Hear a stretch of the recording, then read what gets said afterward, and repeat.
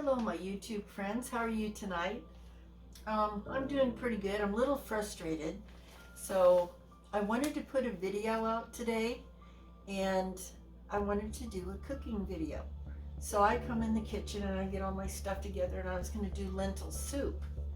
And I made a really super good lentil soup and it turned out really awesome, except that you see this window right here? It's getting dark now, but during the day, that window lights up my entire kitchen, and it lit it up too much and just totally ruined the image on my phone. So all you could see was like a sort of a silhouette of me, and it was dark by the stove, and the rest of it behind me, the rest of the kitchen back here was just like so bright that it looked like somebody was shining huge searchlights in my window. I mean, it really gets bright in here. So totally ruined my cooking video. So I wanted to put something out. So I decided that I would tell you a farming scary story. This story, I found this online, and it's called The Farmer by Hot Girl 2017. And here's the story. My mother-in-law was a very funny and cool woman. She and my wife were really close, she and my wife were really close, but sadly she passed away right about the time my son was 4 months old. Flash forward a few years. We lived in an old 1930s era craftsman home in Pasadena, California. Our son is almost 3 at this time. I was giving him a bath one night and he starts looking over my shoulder. Not at random stuff, but something in particular. A moment passes and he asks me why Grandma calls Mommy a funny name. And then there's a long pause. I asked him what he meant. He then said, "Why does Grandma call Mommy Puddin'?" That was my mother-in-law's pet nickname from my wife. I was really set back by this. My wife and I never used the nickname. It was just what her mom called her since she was a baby. I asked him where he heard that, and his reply was, "The farmer told me." I asked him who the farmer was, and he replied, "His friend." I tell my wife this story later, and she's of course reduced to tears over the whole nickname thing. We both know there's no way for him to know this, and we both just kind of marveled at it and didn't think much about it. Flash forward to the next weekend. My son is playing in his room. My wife is at work and I'm at home. I hear him start talking like he's having a conversation. He's saying things like yes, no, I don't know that, and then some laughing. I go into his room and ask him what he's doing, and he says he's playing. He says he's playing. And I ask, with who? He says, the farmer. At this point, I'm already thinking about the Exorcist movie and Captain Howdy. It's a little unsettling. I ask him where the farmer is, and he says he left the room when you came in. So my wife gets home, and I tell her this, and now she's just as weirded out as I am. We have no idea what to do and figure if it happens again, then we'll have to do something.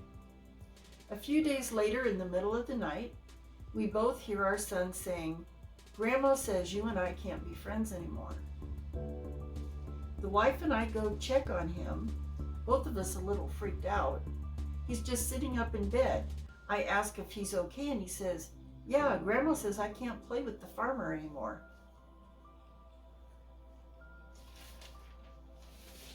And he never once has mentioned the farmer again. Now that he's 13, and he doesn't even remember any of it. We do, though. I like that story. That's pretty cool. And I'm going to tell you a story of my own. And I challenge anybody listening, if you want to, put up a story of one of your own experiences. And you know you've all had something happen. So tell me one of your experiences and I'll start it. So let's see, I've had many. When I first started working on this house, it had been sitting abandoned for about 40 to 50 years. Nobody had lived here. It was just the biggest mess you ever saw in your life. And the property belonged to my son-in-law and his family. Well, the title was in his name because it had gotten passed down to him. And it was just sitting here forever. And his grandfather had a house on the other side, the far side of the property. And then this house is where he and his mother lived. So the house was just a wreck. And I had to put in all new floors.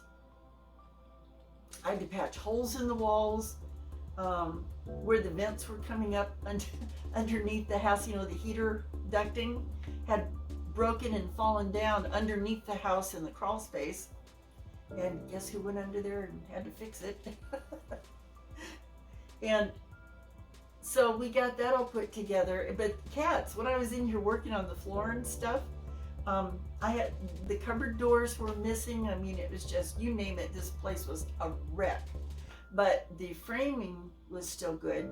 So I told my son-in-law, I said, if you let me go over there and fix it up, then I'll just go over there and live. And my son-in-law said, have at it, because I don't think he believed I could do it, which I did it. So it turned out a little bit of help from him because I had to have him help me put in the bathtub and that kind of thing.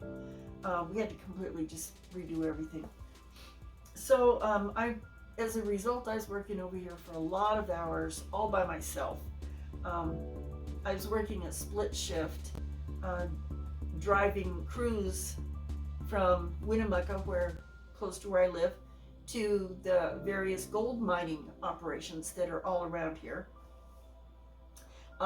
My boys all work at gold mines, and so, you know, I would be working along and I'd hear sounds, and one day I looked around and it was in the ducting. Before I fixed the ducting, it was laying on the ground under the house, and evidently a bunch of feral cats decided they wanted to live there. And I looked up one day, I heard a noise, and you know how you feel like somebody's staring at you? And I look up, and there is the cutest little white kitten I've ever seen in my life, poking his head up through the duct, the heating duct in the kitchen, staring at me. It was the cutest thing I've ever seen, but it really spooked me out. So, you know, a lot of stuff like that. So I heard a lot of noises, and you know, the porch had to be completely redone. It was creaky and rickety, and you didn't want to walk on it, and we completely tore everything out and redid it.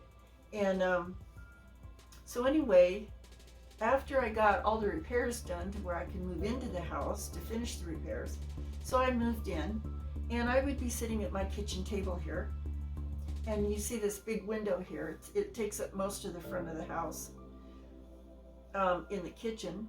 And I'd be sitting there, and you know how out of the corner of your eye you see something and you look up?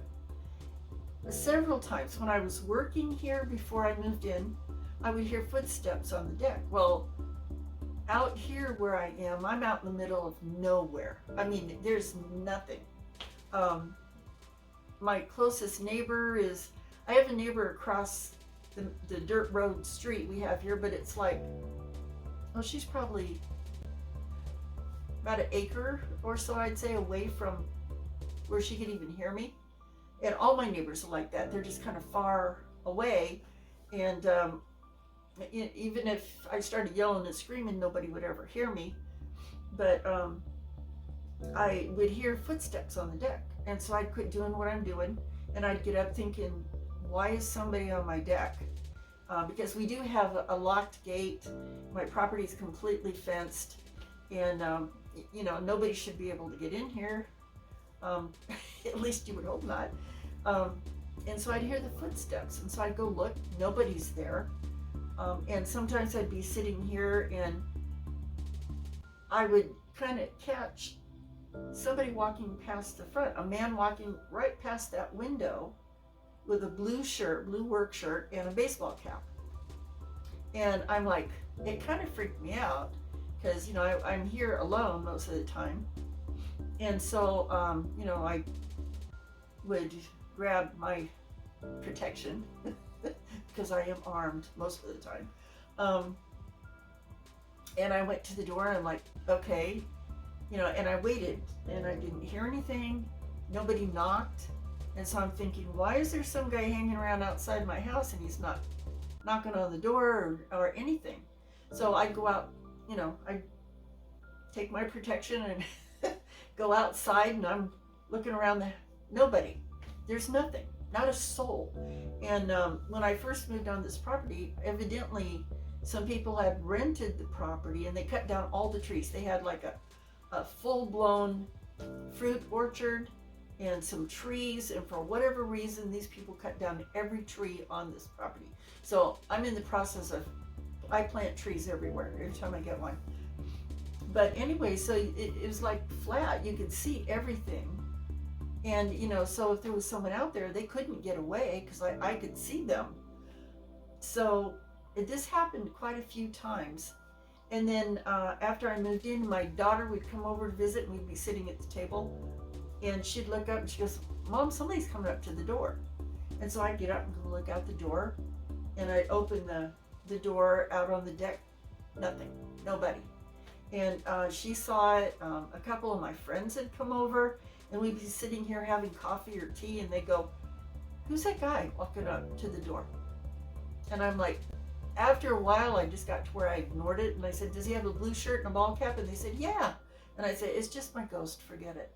You know, I don't even bother. And they're like, what? But I saw it so often, it got to be, you know, and I never saw him inside the house. That would totally freak me. But I did see him outside on the property. And I asked my son-in-law about it. And I said, he's tall, he's real thin, and he wears a blue shirt, and he's got a baseball cap. And he said his grandfather was really tall and really skinny. But he said he doesn't recall him ever wearing baseball caps, maybe cowboy hats or something like that, but not baseball hats. So we don't know what that was about. And it finally, I think because there's so much activity around here now, you know, with me out in the greenhouse, I've got dogs, I have a cow in my pasture, I had goats, chickens. I think there was just so much going on around here that maybe that's why it all quit. But it finally did all quit. So it was kind of unnerving, but that's my story. And I have other stories too, but I'm going to save them for a Halloween special. So you guys have a good night. Thanks for listening to my rambling and my stories.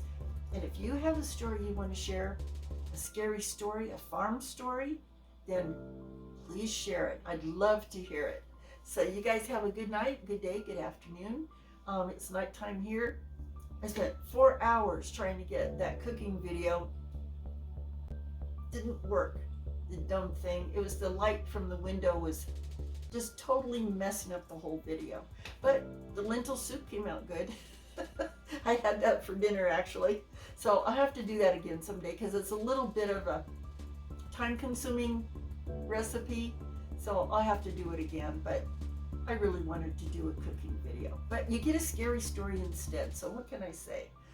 So you guys take care, God bless, and let me hear some of your stories, seriously. All right, take it easy. Bye-bye.